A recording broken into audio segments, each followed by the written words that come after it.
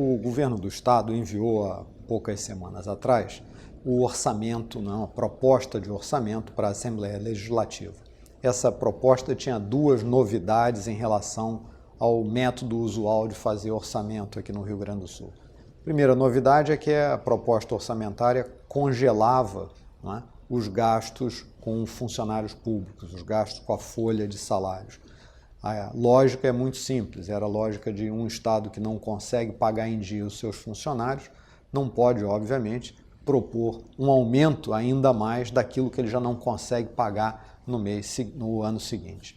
O segundo elemento era a explicitação do déficit público, que é esperado. A lei obriga que o orçamento seja enviado de forma equilibrada, mas a realidade mostra que isso é impossível. Ano após ano, o Rio Grande do Sul acumula déficit. No ano passado, 2018, 2,7 bilhões de déficit orçamentário. E a mesma coisa vai acontecer esse ano, 2019, e estaria projetado também para 2020.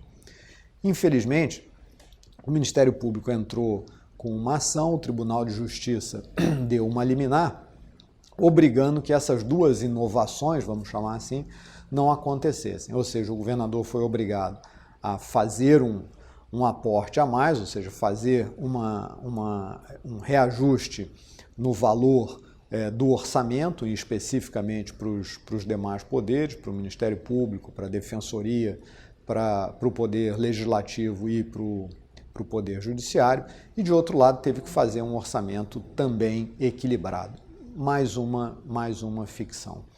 Qual é o mundo real? O mundo real é um mundo onde a gente vai ter no ano que vem um déficit, as receitas correntes e receitas de capital vão ficar no mundo real perto dos 50 bilhões de reais, as receitas vão ficar circulando em torno dos 45, 46 bilhões e a gente vai acabar o ano de 2020 com um déficit entre 4 e 5 bilhões de reais.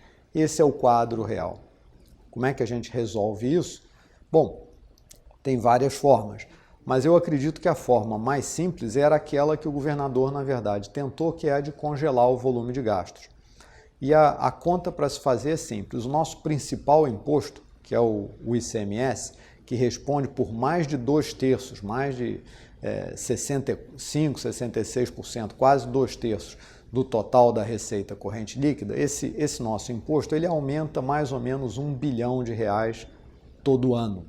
Só esse ano agora de 2019, quando a gente pega janeiro, agosto desse ano e compara com janeiro, agosto do ano passado, nós já arrecadamos no estado como um todo 824 milhões, em termos nominais, 824 milhões a mais do que no mesmo período, janeiro, agosto do ano passado. Portanto, se a gente tem um déficit e a nossa receita cresce, a forma correta de combater o déficit é conter as despesas.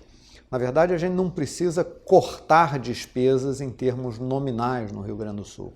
O que a gente precisa é colocar um limite, uma pedra, um teto, no total de despesas. Impedir que a despesa cresça de tal forma que, ano a ano, o crescimento nominal da receita vai engolir o déficit público do estado do Rio Grande do Sul. É fácil de dizer, mas é difícil de fazer. Por que é difícil de fazer? Porque as pressões das corporações no judiciário, no legislativo e na sociedade como um todo são muito fortes no sentido de aumentar o gasto público. Por isso que é difícil para o governo do estado conseguir segurar o gasto e deixar que a receita engula, que a receita elimine o déficit. Mas se não fizer assim, só tem uma outra alternativa, que é pedir a todos os contribuintes do estado que arquem com a diferença, ou seja, se não segurar o total do gasto público, a única outra alternativa vai ser aquela que eu acho a maioria não quer, o aumento na carga tributária, mais um aumento na carga tributária do Rio Grande do Sul.